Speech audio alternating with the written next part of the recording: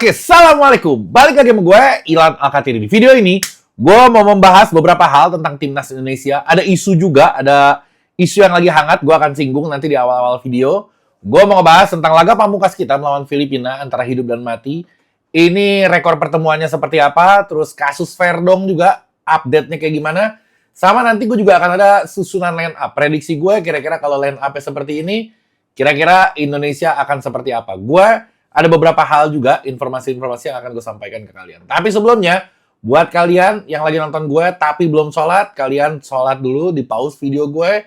Setelah itu baru nonton gue lagi. Jangan jadikan gue menjadi penghambat kalian untuk melaksanakan kewajiban kalian. Setelah itu, di like video gue. Jangan lupa kalian like. Oke, gue mau langsung mulai. Yang pertama, gue mau bahas, sebenarnya gue udah bikin video sebelum ini. Gue bikin dadakan, gue kepikir langsung gue ambil kamera gue, langsung gue rekam. Nah, kali ini gue mau sedikit membedah sedikit tentang postingan-postingan dari para pemain Liga Indonesia, pemain Liga 1 terkhusus. Bahkan gue nggak ngeliat ada pemain dari pemain Indonesia yang di timnas itu posting. Gue nggak tahu, coba kalian komen deh, apa ada atau enggak pemain yang ada di timnas kita posting terkait hal ini. Jadi ternyata benar, sesuai komentar-komentar netizen, ternyata isunya itu karena ada penambahan kuota asing, pemain asing untuk di Liga Indonesia. Proteslah pemain-pemain ini, bikin satu gerakan. Dewangga juga waktu itu pernah di story-nya bikin, kami meminta masyarakat membantu apa segala macam gerakan ini. Tapi dia nggak ngasih tahu gerakannya gerakan apa. Gue juga nggak tahu. Gue bilang, ini orang ngasih informasi setengah. Terus dia nggak mau nanti ada netizen yang berasumsi-asumsi. Nggak bisa. Kalau lo mau ngasih informasi, kasih 100% supaya nggak ada asumsi. Akhirnya, timbullah asumsi dari masyarakat. Ada yang bilang, wah ini marketing. Ada yang bilang, ini mau launching jersey. Ada yang bilang juga, ini mah pemain aja pada takut kedatangan pemain asing. Gue nggak tahu sebenarnya, dan gue nggak mencari tahu itu. Gue justru menunggu aja. Akhirnya itu diposting lah. Setelah lawan timnas, dipostinglah foto itu dan serempak hampir semua pemain, bahkan yang gue nggak nyangka ikut posting pun, mereka posting gitu. Gue bilang, ini kenapa jadi latah semua begini? Gue melihat di sini ada beberapa tipe ya. Ada yang posting memang karena keresahan pribadi dia. Ada yang kontra dengan dia, dengan pemain juga. Padahal pemain juga, tapi kontra dengan keputusan ini. Ada juga itu, Diego Michel salah satunya. Terus ada siapa ya, kalau gue lupa deh namanya. Ada pemain-pemain lain juga selain Diego Michel yang kontra juga. Dan gue meyakini bahwa ada pemain yang sebenarnya dia nggak setuju, tapi karena senior yang nyuruh dia nggak enak, akhirnya dia posting juga. Gue ngelihat ada yang mungkin seperti itu. Jadi nggak semuanya setuju, dan gue nggak tahu ya apa yang di pikiran mereka itu. Mungkin, yuk kita posting rame-rame, nanti netizen bakal ngebela kita, aturan akan dirubah. Mungkin awalnya berpikiran seperti itu, tapi ketika mereka post, jebret, itu ribuan komentarnya, semua malah menghujat pemain itu sendiri. Ada yang bilang, ya kenapa lu takut? Dia bilang, lu bersaing sehat aja. Kalau misalkan, ya enggak gini, kalian tuh dilahirkan sebagai pemain sepak bola ya memang untuk bersaing gitu. Bahkan sekarang di timnas Indonesia aja, di posisi back itu, mungkin ada berapa ini? Ada catatan gue tuh ada sekitar 12 pemain di posisi bertahan. Lu bayangin, banyak banget. Banyak banget. Jadi persaingannya cukup ketat di timnas Indonesia sendiri. Di level klub juga sama. Justru ini bagus gitu. Gue kemarin di video sebelumnya, gue membagi beberapa poin negatif dan positifnya. Negatifnya hampir nggak ada, tapi gue berusaha menyampaikan. Gue bilang negatifnya ya, mungkin pemain-pemain EPA nanti jadi lemas, jadi nggak ada semangat lagi untuk, karena di tahun ntar, ya gue main di liga juga isinya pemain asing, jadi gue nggak kebagian tempat. Mungkin itu negatifnya. Terus, negatif yang keduanya juga mungkin pemain yang sekarang cadangan yang ada di liga, tambah pemain ini ya tambah pusing juga mereka nih. Kapan gue ada kesempatannya ketika ditambah lagi pemain asing gitu. Itu dari sisi negatifnya. Positifnya banyak banget. Banyak banget. Ini bisa menambah level liga kita, bisa menambah kekuatan kita ketika nanti bermain di level Asia, karena itu mempengaruhi ranking kita juga, ranking liga kita.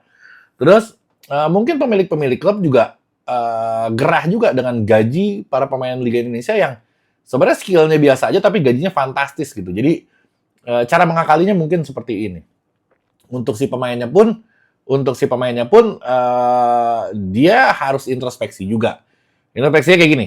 Kalau misalkan lo nggak bisa bersaing, ya berarti mungkin level lo bukan di situ. Mungkin level lo memang ada di Liga 2 atau di Liga 3 mungkin. Jadi ini adalah seleksi alam, ini adalah pembuktian layak atau tidak kalian berada di sana. Karena selama ini gue ngeliat pemain Liga 1, ya mainnya biasa aja tapi dia main di Liga 1 gitu. Mungkin dengan adanya situasi seperti ini, dia memang tempat kalian tuh bukan ada di Liga 1, memang seharusnya kalian ada di Liga 2 gitu. Bukan dari skillnya aja, dari kelakuannya, dari attitude dan lain-lain. Banyak tim-tim yang menengah ke bawah ini yang memang sebenarnya mereka nggak layak di situ karena untuk bersaing pun mereka sebenarnya agak susah. Oke. Kita tinggalkan permasalahan postingan-postingan dari pemain itu yang bilang lembek banget loh, saingan aja belum udah takut. Ya gitu, gue juga agak kaget juga sih, lucu juga sih mereka posting-posting kayak gitu. Oke, gue mau lompat ke timnas Indonesia sekarang. Jadi ada rekor pertemuan dalam catatan sejarah itu kita 8 kali bertemu sama Filipina dan 7 kali menang, 1 kali seri. Ini rekor yang fantastis buat Indonesia. Banyak orang yang khawatir lawan Filipina. Jangan anggap enteng, Bang. Gue bilang kan, prediksi gue sih di atas 4 gol nih lawan Filipina. Jangan anggap enteng, Bang. Karena gue berkaca dari pertemuan-pertemuan kita sebelumnya itu kita gampang banget menang lawan dia gitu. Tapi Filipina udah nggak seperti dulu lagi. Ya salam. Sama, kita juga udah nggak seperti dulu lagi.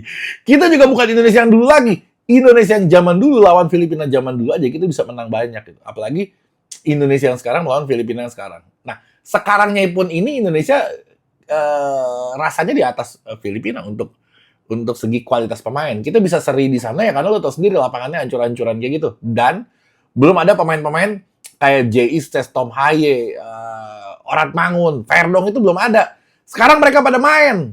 Jadi lu jangan terlalu khawatir. Beres, gue kekhawatiran itu hilang dari gue. Terus gue nonton pertandingannya Filipina lawan Vietnam. Agak ngeri juga gue ngeliatnya emang. Filipina nyerang ke Vietnam. Vietnam kayak kesusahan walaupun menang mereka. Tapi kayak agak sedikit kesulitan gitu gue ngeliatnya. Waduh, gue bilang nih jangan-jangan Filipina bahaya. Mainnya oke juga ternyata nih. Tapi dilihat-lihat lagi. Nah ini lu pusing juga dengerin gue ngomong. Dilihat-lihat lagi, si Vietnamnya juga nggak lagi jago-jago amat lagi. Lagi biasa-biasa juga. Si Vietnam, generasi emasnya dia, itu udah hancur semenjak ditinggal sama si pelatih yang sebelumnya. Dia juga nggak lagi hebat. Jadi kalau Filipina kemarin main bagus, belum tentu karena Filipina yang bagus. Bisa jadi karena Vietnamnya yang melemah. Itu penilaian-penilaian yang bisa kalian simpulkan masing-masing gitu. Oke? Komen aja di bawah, gue bacain kok komentar-komentar. Kadang gue bacain komentar tuh untuk cari bahan konten gue juga. Jadi komentar kalian tuh kadang keren-keren gitu. Banyak komentar yang gue baca, gila nih gue gak kepikiran ngomong kayak gini nih. Itu gue catat, gue jadiin bahan gitu. Jadi komen aja. Komen, jangan enggak. Oke? Terus yang berikutnya, poin berikutnya, ada pelatih Filipina. Gue sempat posting juga di Instagram gue. Gue posting kalau ini orang terkesan membela Vietnam. Dia bertekad mengalahkan Indonesia untuk membela Vietnam supaya lolos gitu. Itu kata versi si Filipinanya. Sedangkan di sisi lain, Iraknya juga gitu. Sangat disayangkan Indonesia dan mereka orang-orang Irak ini berharap kalau Indonesia bisa menang dan dia bisa lolos bareng sama kita gitu. Jadi Irak di kubu kita, Filipina di kubunya Vietnam. Ini agak seru ini. Tapi ternyata ditampik berita itu ditanya sama beberapa media. Bahkan si Chandra juga, Mas Chandra, sohib gue, nanya juga langsung ke pelatihnya. Gue posting di IG gue juga, collab sama dia. Itu dia bilang, gue gak ngomong kayak gitu. Itu cuma fitnah aja biasa. Media Vietnam itu yang suka memelintir. Media Vietnam memang kadang kacau. Suka memelintir berita, nyampe ke Indonesia, dimuat sama media mainstream di Indonesia. Yang salah itu media Vietnam. Itu kemungkinan pertama. Kemungkinan keduanya, memang bener nih pelatih ngomong kayak gitu. Berhubung ditanya di Indonesia, dia ngeri digampar kali, lagi ditanya, eranya dia bilang, saya nggak ngomong kayak gitu. Kan biasa kayak gitu. Lo udah ngomong, terus pas kita sandronin nih gitu, ayo lo ngomong nggak begini? Nggak kita nggak ngomong. Biasa kayak begitu. Jadi itu adalah hal yang biasa. Gue nggak tahu yang bohong siapa. Bisa si pelatih, bisa si media Vietnam, bisa media Indonesianya, bisa gue juga yang posting. Jadi ada banyak kemungkinan.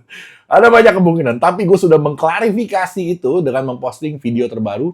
Apapun ucapan dia, mau bohong mau benar, tapi paling nggak itu adalah ucapan terakhir yang bisa kita pegang.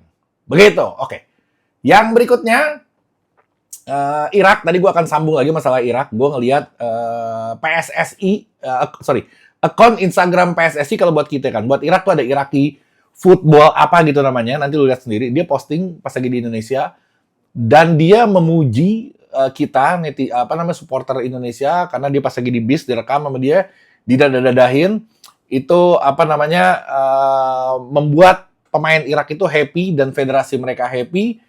Bahkan lo dibaca sendiri di kolom komentarnya, netizen Irak juga banyak netizen dia itu komentarnya positif semua ke kita gitu. Itu yang harus kita lakukan setiap kali tamu datang ke Indonesia. Lo cek aja nanti gua akan naikin ke story gue, lihat dari story Instagram gue aja. Itu komentarnya kan pakai bahasa Arab, tapi kan lo bisa di situ ada translate-nya kan, lo pencet aja. Ntar diartiin ke bahasa Indonesia sesuai settingan handphone lo. Itu semuanya memuji kita, alhamdulillah. Luar biasa emang. Harus begitu, jangan malu-maluin, jangan diserang-serang apa ntar nama Indonesia dibawa ke luar negeri tuh jadi malu gitu. Oke, yang berikutnya Kelvin Verdong Alkatiri akhirnya resmi sudah bisa dimainkan, akhirnya dia sudah menjadi bagian dari timnas kita. Prosesnya hari Selasa kemarin tanggal 4 Verdong sudah sepenuhnya resmi karena pihak Federasi Belanda itu udah selesai melakukan peralihan. Jadi perpindahan federasi itu udah dilakukan sama dia dan dia sudah mendapat izin dari FIFA itu sendiri. Jadi udah dikasih kalau nggak salah hari Selasa juga pindah federasi. Hari Rabunya PSSI itu ngasih surat pemberitahuan ke FIFA bahwa nih udah oke, udah clear ya kalau Verdong itu milik kita sekarang, udah dikasih sama Belanda. Ini surat gue kasih dan setelah itu adalah resminya satu pemain ketika selesai perpindahan federasi. Jadi Verdong sekarang bener-bener orang Indonesia, bener-bener pemain timnas Indonesia dan gue yakin 100% akan debut dia. Gue dari kemarin juga gue kayak gitu. Bang nonton Irak nggak? Nggak, gue nggak nonton lawan Irak, gue nontonnya lawan Filipina. Kenapa ya? Karena gue lihat lawan Irak ini kita nggak segampang itu mainnya. Dan gue memprediksi juga kita kalah waktu itu. Gue bilang, daripada gue nonton timnas gue diobok-obok, karena di pikiran gue dia bakal nurunin pemain full intinya gitu. Terus nontonnya nggak seru, nggak juga merayakan kelolosan kita ke fase berikutnya. Jadi gue lebih memilih gue nonton lawan Filipina. Karena lawan Filipina cenderung lebih mudah. Kita juga akan lebih bernari-nari, permainan Indonesia akan lebih menarik, euforianya juga akan lebih hebat karena itu harapan kita lolos. Terus dan kemungkinan besar itu akan menjadi perayaan bahwa kemenangan itu menjadi insya Allah kemenangan itu menjadi perayaan kita lolosnya ke Piala Asia dan ke fase berikutnya untuk kualifikasi Piala Dunia. Jadi gue udah atur-atur kayaknya pas bener pas lawan Filipina nih. Mudah-mudahan yang kemarin-kemarin sesuai rencana, mudah-mudahan kali ini sesuai rencana gue juga kalau Indonesia bisa menang di atas 4 gol. Amin, insya Allah. Bersandar kepada Allah, nanti diaturin lah, tenang aja. Yang penting doa. Orang Indonesia banyak, kalau semuanya doa, pasti dikabul, insya Allah. Oke? Terus, yang berikutnya adalah, ada 12, yang tadi gue disinggung, sebelumnya 12 pemain bertahan di timnas Indonesia, yang ini akan menjadikan pemain ini semakin ketat bersaingnya. Tapi memang ada beberapa pemain yang sebenarnya bisa dimajuin ke tengah atau bahkan yang bisa dijadiin sayap gitu. Siapa aja pemainnya gue akan bacakan. Yang pertama ada Jay Itzes. Terus ada Jordi Amat yang baru-baru kena kartu merah. Sayang banget. Terus ada Rizky Ridho. Ada Elkan Bagot. Ada Justin Hubner. Ada Ferrari. Ada Verdong baru sekarang. Ada Shane Patinama Alkatiri juga. Terus ada Nathan. Ada Arhan, ada Sandy Walsh, sama ada Asnawi. Jadi 12 pemain akan bersaing secara hebat di lini pertahanan sama lini tengah lah anggap. Nah ini menjadikan level timnas kita semakin naik. Oke? Masalah Verdong, jadi harusnya Malik Rezaldi itu dia dicoret dari timnas karena dia adalah pemain terakhir yang masuk ke timnas. Harusnya dia dicoret karena Verdong mau masuk. Tapi lagi-lagi nasib dia bagus bener ini orang. Nasibnya bagus karena si Jordi Amatnya kartu merah. Jadi Jordi Amat yang dikeluarin, masih ada satu slot lagi, Verdong masuk. Aman posisi si Malik nih. Kemarin juga pas mau masuk ke timnas, dia udah nggak masuk sebenarnya. Dia menjadi list terakhir yang untuk masuk ke timnas Indonesia. Tapi nasib bagus aja, tiba-tiba Sayuri cedera lagi. Sayuri cedera, akhirnya dia yang masuk, dan dia bisa berhasil melakukan debutnya. Akhirnya sekarang ketika dia harusnya dicoret, subhanallah, ini orang amalan apa yang dilakukan sama dia, gue nggak tahu. Atau doa orang tuanya, atau ada kebaikan apa yang dia lakukan, gue nggak tahu. Harusnya dia dicoret, tapi si Jordi amat kartu merah dan menjadikan dia tetap di situ. Si Verdong masih ada slot untuk masuk lagi. Masya Allah, luar biasa. Pengen nanya gue sama dia, tipsnya apa bisa sampai sebegitunya. Oke, yang terakhir, ini gue mau, udah berapa menit? Udah 15 menit, gue ngoceh. Yang terakhir, gue mau coba, memprediksi line up. Walaupun sempat menjadi kontroversi waktu itu memprediksi line up, tapi agak aneh juga sih keputusan Coach Nova waktu itu. Masa prediksi line up aja nggak boleh. Jadi tetap gue lakukan. Dan semua orang, semua media pun tetap melakukan itu. Justru dianggap ngaco juga nih. Masa kita prediksi takut disangka bocoran gitu. Prediksi belum tentu bener. Emang kita Sintayong yang pasti menurunkan pemain kayak gitu? Kan enggak. Oke? Ini dia pemainnya. Kiper pastinya masih Hernando Ari. Gue gatel sebenarnya gue. Tapi gue pikir kalau kita hajar kritik keras di pas lagi lawan Irak itu, nanti mental dia jatuh, nanti ketika lawan Filipina, kalau mental dia rusak, mainnya dia jelek lagi. Diganti cadangan, mendingan dia sih memang untuk skillnya. Tanggung, 1 game lagi. Gue tahan kritikan gue. Enggak. Ya wajar lah. Setiap pemain bola pasti ada melakukan, blunder. Pasti ada aja gitu. Cuman jangan sering-sering aja. Tapi pasti ada. Justin Hubner pun melakukan blunder kemarin. Oke, jadi Hernando Ari masih dipercaya karena kita masih menaruh harapan sama dia. Dan jangan bikin hal-hal konyol kayak gitu lagi. Jangan sampai, jangan suka pengen menunjukkan sesuatu yang mengakibatkan satu negara rugi karena lo. Jadi ya sabar aja. Kalau bikin kesalahan ya pasti dihujat. Ya kalau lo main bagus juga pasti dipuji kan. Jadi fair-fair aja. Oke? Kiper Hernando Ari tetap apapun timnasnya Hernando Ari kipernya. Oke? Back Jay. Di tengah-tengah Jay ada Rizky Ridho sebelah kanan mungkin dan ada si Verdong ya. Verdong bisa juga Hubner juga di situ. Tapi Verdong juga oke di situ. Jadi menurut gue Verdong, Jay Itzes sama si Rizky Ridho. Ini membuktikan kalau pemain lokal kita sebenarnya bisa bersaing. Rizky Ridho sama Justin Hubner, gue juga mikir-mikir juga. Gue bilang Ridho apa Justin Hubner ya? Tapi Ridho juga oke nih. Berarti kan kualitas Ridho itu bisa disetarakan sama Justin Hubner. Belum tentu pemain dari luar sana itu datang menggeser posisi kalian. Ridho nggak kegeser, Marcelino nggak kegeser. Jago. Kalau lo nggak mau kegeser, jago dulu. Kalau lo nggak jago, lo kegeser. Kalau nggak jago kegeser nggak mau, ya lo nggak tahu diri namanya tuh. Lo nggak tahu diri namanya. Buktinya apa? Dari 3 pemain di belakang di timnas Indonesia ini ada pilihannya Kelvin Verdong, ada Jay Itzes, ada Rizky Ridho sama Justin Hubner. Bahkan gue lebih cenderung memilih Rizky Ridho karena memang ini orang bagus gitu. Ini orang bagus. Bukan Justin Hubner gak bagus, tapi masih bisa bersaing lah orang ini dengan kualitas yang dari Eropa itu. Oke? Tengahnya ada Nathan duet sama Tom Haye. Menurut gue, Nathan ini kalau di belakang pun sayang, bakal jadi cadangan. Di tengah juga dia penguasaan bolanya bagus banget, bahkan insting menyerangnya juga oke. Tom Haye yang lebih flamboyan, itu cocok banget. Nathan yang lebih pekerja keras. Jadi Tom Haye agak lebih depan dikit, Nathan yang lebih agak sedikit hati-hati untuk ke belakang gitu.